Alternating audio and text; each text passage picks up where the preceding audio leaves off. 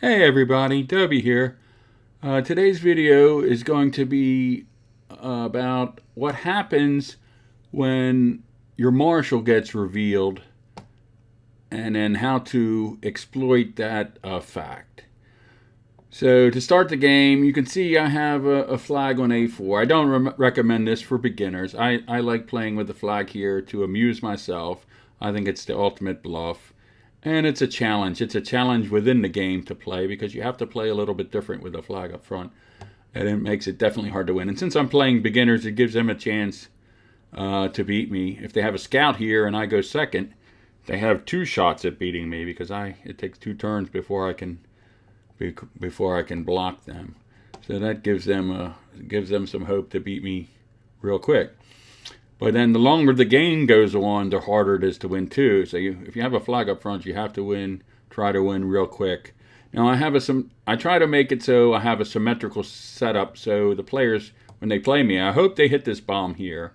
I'm not a fan of having bombs up front either, except up behind the lakes.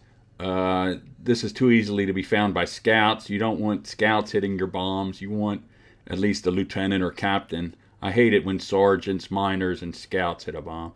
So the reason I have this bomb here is I hope they hit this early, and I hope they think that I'm a beginner that has a symmetrical setup. And what I mean by that is a lot of times you play beginners, they'll have like a sergeant here and a captain here, and on the other side they'll have a sergeant here and a captain here.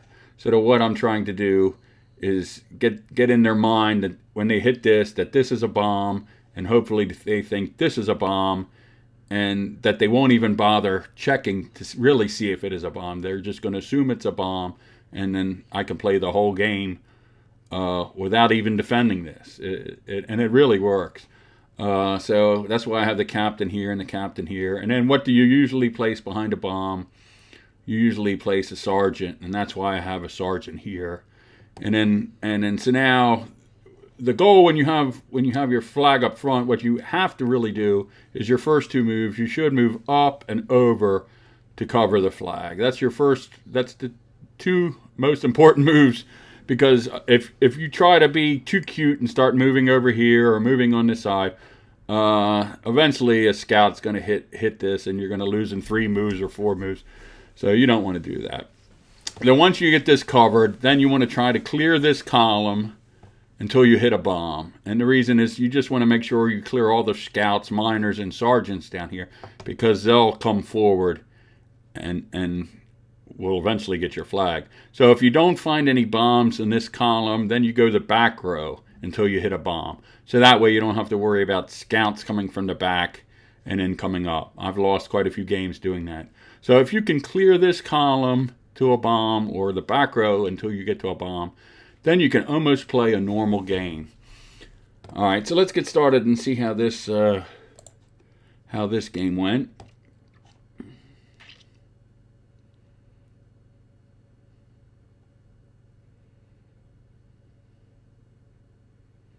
So I'm happy he hit this bomb, and I usually pause several seconds here. I slow down my tempo just so they remember it's a bomb. I want them to really think this is a bomb on this spot, and then maybe they think, okay, this is a bomb over here. So that's why I do that.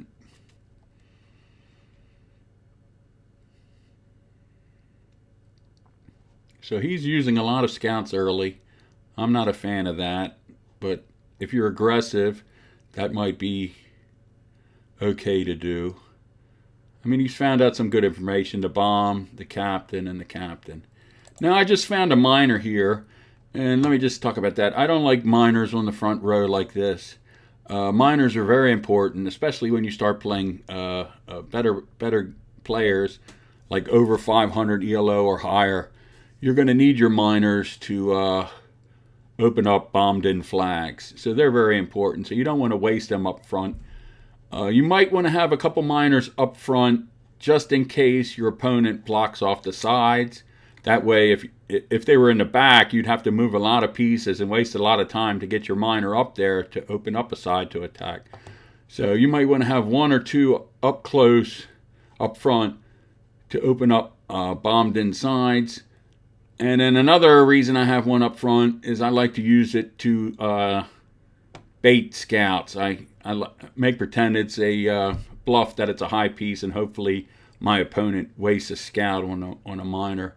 I love when they do that. That's always fun. So also now, since he has a minor here, I could come up with a captain and chase it, but you don't want to do that. You always want to go, when you attack a piece, you always want to try to get one rank higher.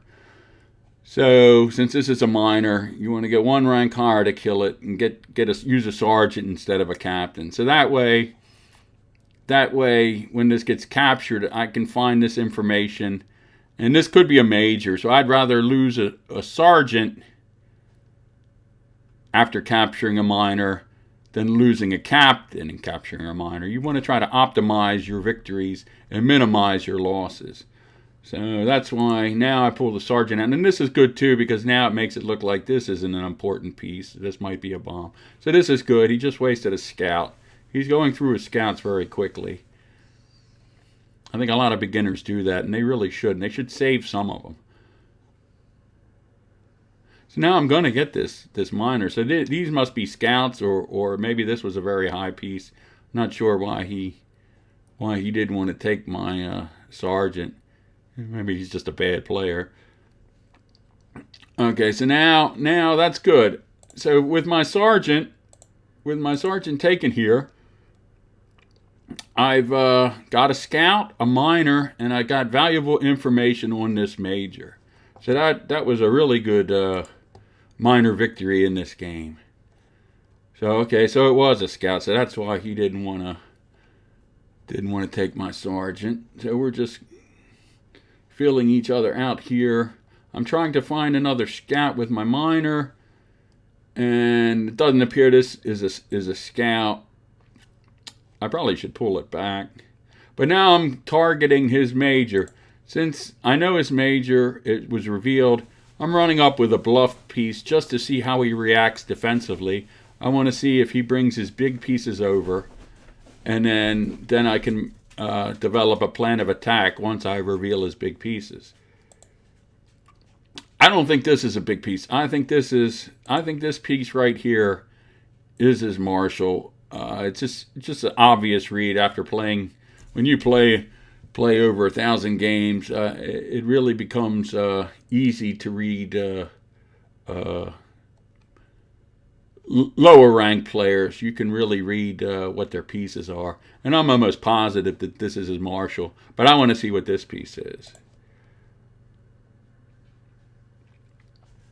and then I could scout this with the two scouts here eventually. So I'm almost sure that this is his Marshal, because he wants to protect his major.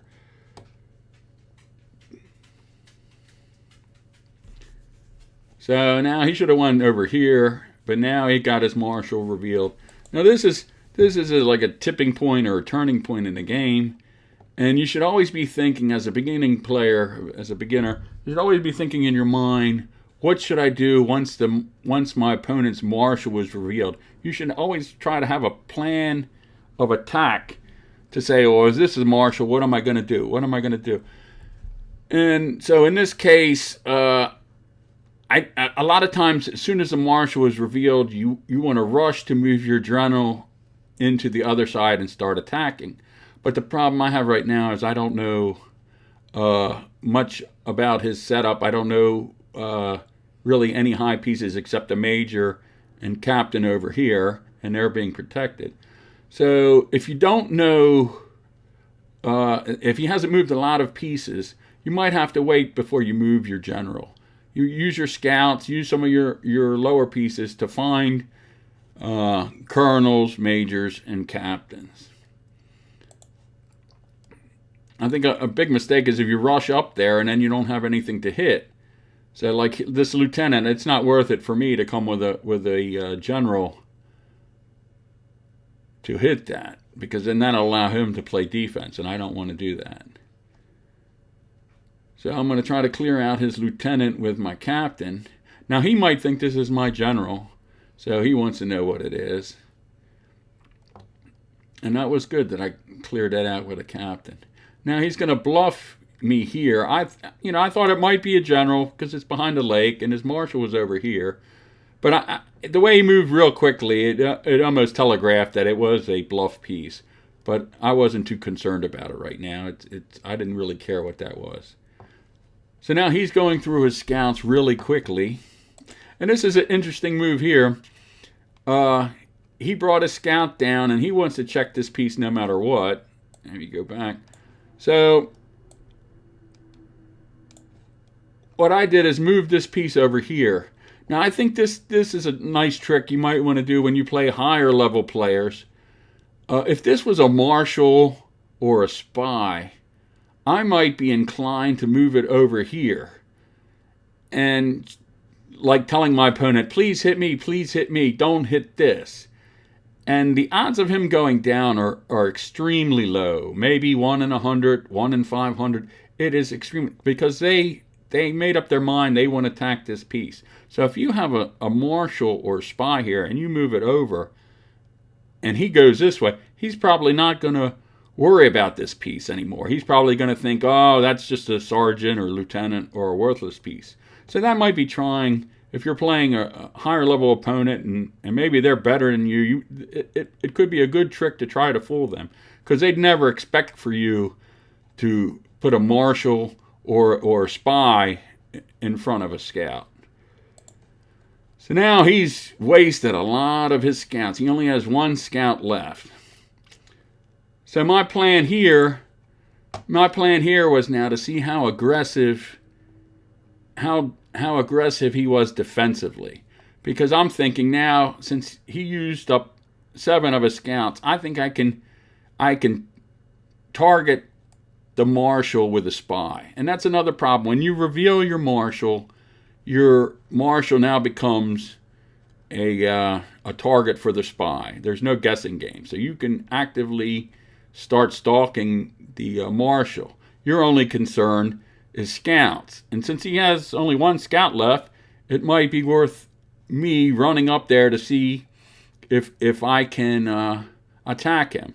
Now, when you have a plan like this, my plan is to attack his major with my Spy with hopes that he will run back and then I can capture the Marshal with my Spy. That's the goal. But when you have a plan, sometimes you want to run a test before you see if your plan will work. So what I want to do is see how aggressive he plays on defense. So I'm going to walk up with this scout to see how fast he comes after my scout.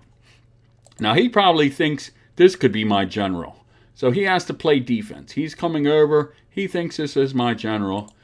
And he probably doesn't think this is a Spy because I moved it in front of his scout and I moved it past this piece. That would be really epic if this was a Spy and I did this. That would be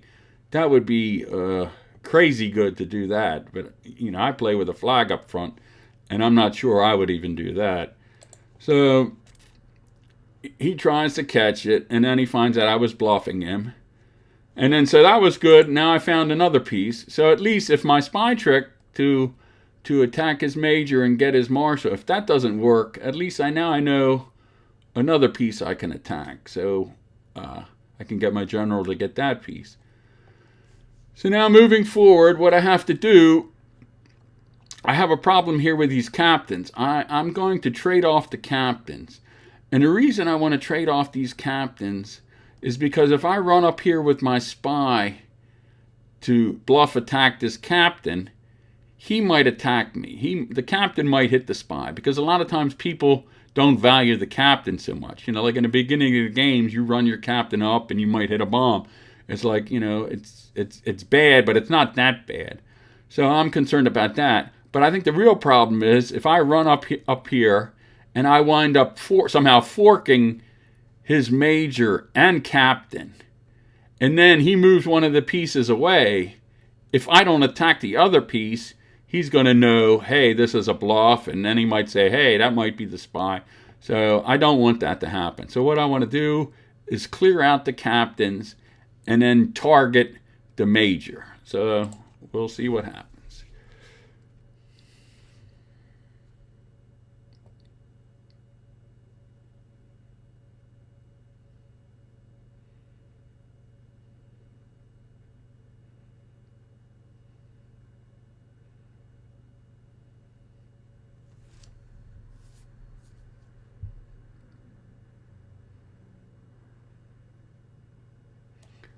Now I'm putting pressure on both sides here, and I'm going at an even pace. I'm not going too fast. I'm not going too slow.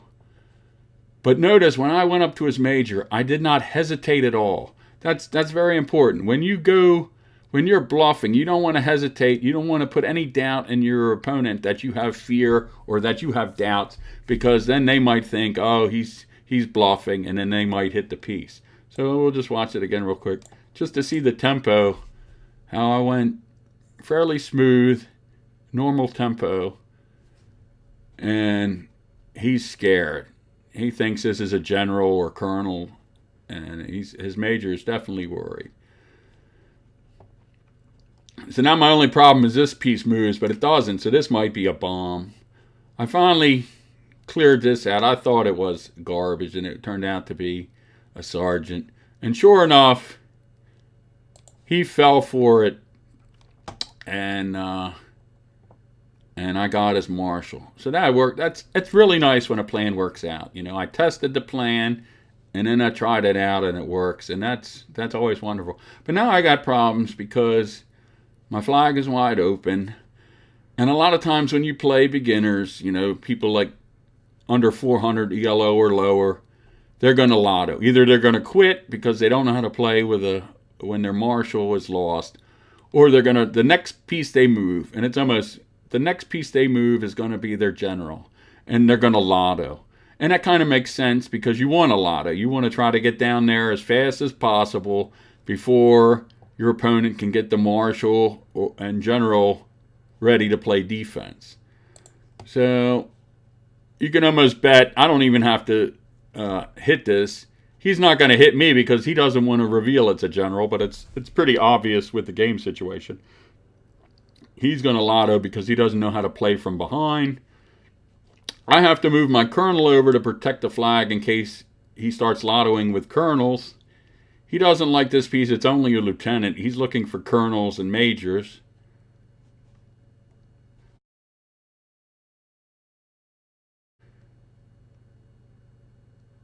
He probably thought this was a scout too because I was bluffing so much.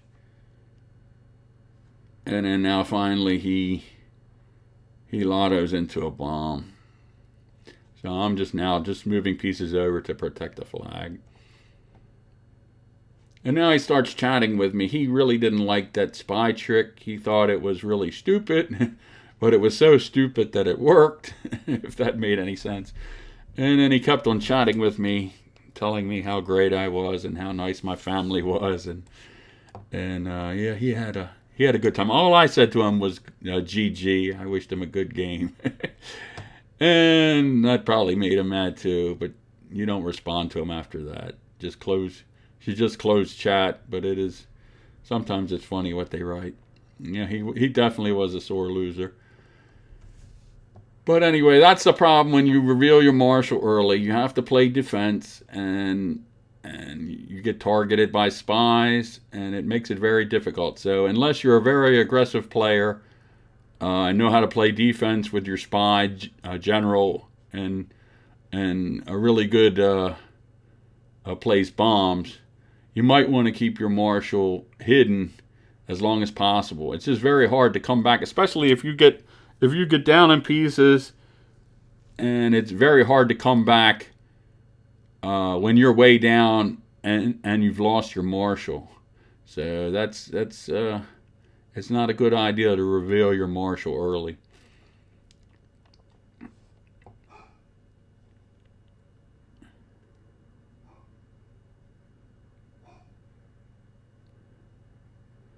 Yeah, I might as well just fast forward this a little bit. He moves up some pieces, and I have to just move my Marshal up to protect if he comes down with two colonels.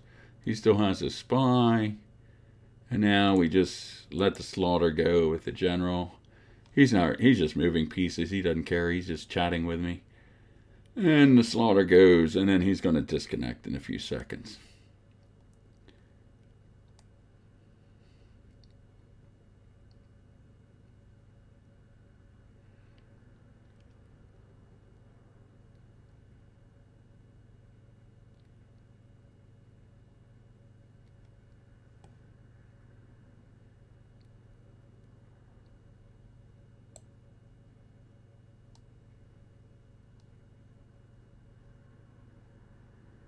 And there was the disconnect.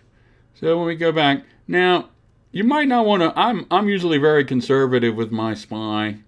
I don't like moving them up to my opponent's side unless most of the scouts are gone. When the scouts are at 7 or when they're all gone, that's when you really got to start to be concerned with the spy moving up and targeting your Marshal. So I hope this game was a little bit informative for you and for all the beginners struggling to play Stratego. I hope this helped you out a little bit. And then if you like the content, subscribe to my channel, and then we'll post some more videos. Thanks for watching.